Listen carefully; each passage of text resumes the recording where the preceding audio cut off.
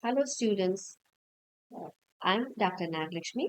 Today, we are going to see the summary of the importance of being earnest. This play, actually written by Oscar Wilde in Victorian time. Okay, the importance of being earnest is a witty and satirical comedy that explores themes of identity, love, and societal expectations in Victorian England. The play revolves around two bachelors, Jack Worthing and Algernon Moncrief, who create fictional identities to escape social responsibilities and pursue romantic interest. So, whenever you see the plays or novels written during this Victorian period, when you watch the movies of our own Tamil movies, you can see a major resemblance. So, when I read this play, when I was doing my Bachelor of Education, the movie Ullatte Allita. Now, I personally relate that movie because that false identities, right? There are a number of movies available in Tamil industry that false identities are, disguising oneself. Okay, the same theme here. You can, knowingly or unknowingly, you can remember many movies which are taken from these maybe inspiration from these plays during Victorian time. So let us see the Act One, the double lives of Jack and Algernon. So the play opens in Algernon Moncrief's London flat, where he is visited by his friend Jack Worthing. So these two are eligible bachelors. Okay, who are they? Algernon Moncrief and Jack Worthing. Jack, who is known in the countryside as a responsible and serious guardian to his young ward, Cicely Cardew, reveals that he assumes the name Ernest when he is in London to enjoy a more carefree life. So, you have to remember that Jack is a very responsible guy in the countryside and he is a guardian of the young Cicely Cardew. Okay, and he disguises or his identity is different when he is in London. What is his identity? What is his name? Ernest.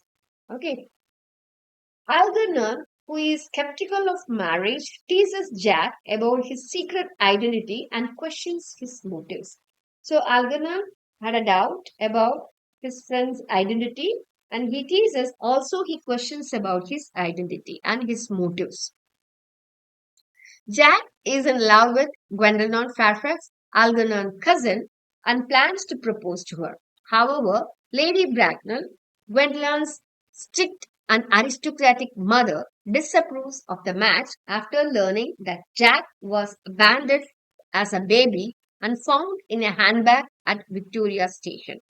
So, Gwendolyn Fairfax, Lady Bracknell's daughter, Jack loves her, but Gwynland's mother, Lady Bracknell, after learning the story of Jack, she doesn't want her daughter to get married of Jack. She insists that Gwendolyn cannot marry a man of unknown parentage and leaves, forbidding the engagement.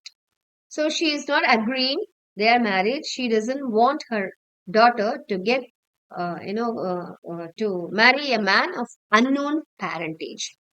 Meanwhile, Algernon learns about Sicily and becomes intrigued, deciding to visit Jack's country estate under false pretenses. So now, Algernon actually, in the beginning itself, he had a doubt, right? So he now, under the other name, he goes to Jack's village to see. So that is Act 1. In Act 2, confusion in the countryside. At Jack's estate in the countryside, Cicely Cardew is introduced as a lively and romantic young woman who has been fascinated by the idea of Ernest, Jack's supposed mischievous brother, whom he uses as an excuse to leave the country home. So, whenever, in countryside, Jack has his original name, but whenever he wants to go to London, he says that he has a brother whose name is Ernest. Okay, and this brother is very mischievous. To check out his brother's mischievous acts, often he goes to London. That is the story he builds up here in countryside. So, learning these stories, listening to Jack's brother's stories, Cecilia actually, wants to meet that mischievous brother, right? She has even imagined an entire romance with him in her diary. Okay. Algernon arrives at the estate pretending to be Jack's brother, Ernest, and immediately charms Cecily.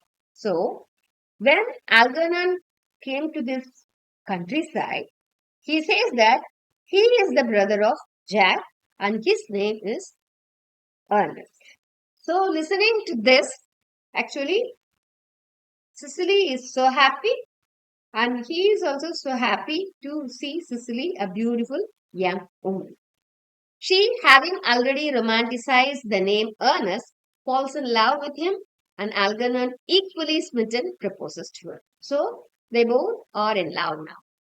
Meanwhile, Jack returns and announces that his brother Ernest has suddenly died, only to find Algernon at his house impersonating him. This leads to a series of comical misunderstandings. Matters become even more complicated when Gwendolyn arrives seeking Jack. Upon meeting Cicely, the two women discover they are both engaged to Ernest. So both the women are very much fond of the name Ernest. But Cicely loves Algernon, but with the name of Ernest. Gwendolyn loves Jack with the name of Ernest. So both are very fond of the name Ernest. At first, they are furious at each other, but when they realize the deception, they turn their anger toward Jack and Algernon. So, first, you know, uh, uh, before learning the things, they thought that the person is one person. But when they learn the things, they come to know that Jack and Algernon are two different people and having the same name or disguising the same name, they got anger. Now, Act 3, the truth is revealed. Lady Bracknell arrives and is displeased with the situation. However, when she learns that Cicely is wealthy, she immediately approves of Algernon's engagement to her. Jack, still angered by Algernon's deception, refuses to give his consent unless Lady Bracknell allows his marriage to Gwendolyn.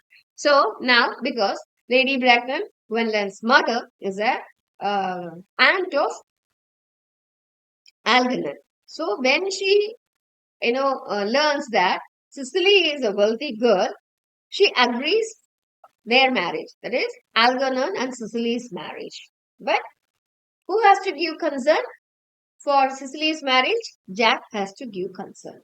Jack is not ready to give his consent because he wants Lady Bracknell's consent to get her daughter, Gwendolyn. Okay, so this is the situation now.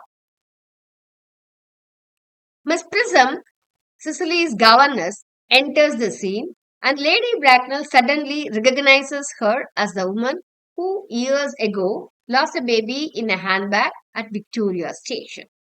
It is revealed that Jack is actually Algernon's long lost older brother and was born into a respectable family. Additionally, his birth name was Ernest all along.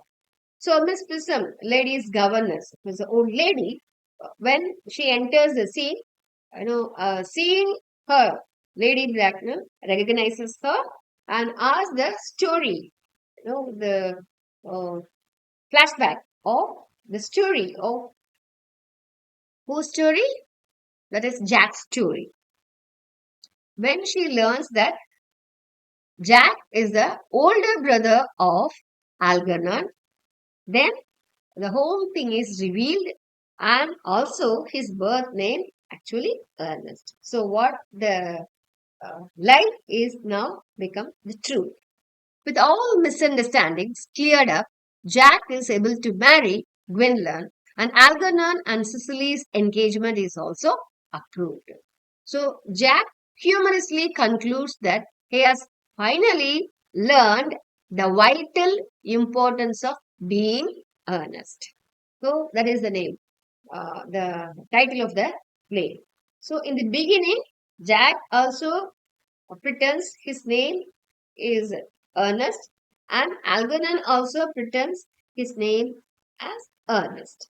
So at the end, we come to know Jack has the family name of Ernest. That's why he, finally uh, humorously concludes that the vital importance of being earnest. These are the themes and satirical elements: identity and deception. So the play satirizes how people manipulate their identities to fit social expectations, marriage, and social class. Also, Oscar Wilde mocks the Victorian obsession with the social status and proper lineage and wordplay and irony. The play is filled with puns, particularly around the name Ernest, representing honesty and a false identity. So, with this, the importance of being earnest is a timeless comedy that critiques Victorian society with short wit, humor, and irony. Thank you guys. Stay tuned.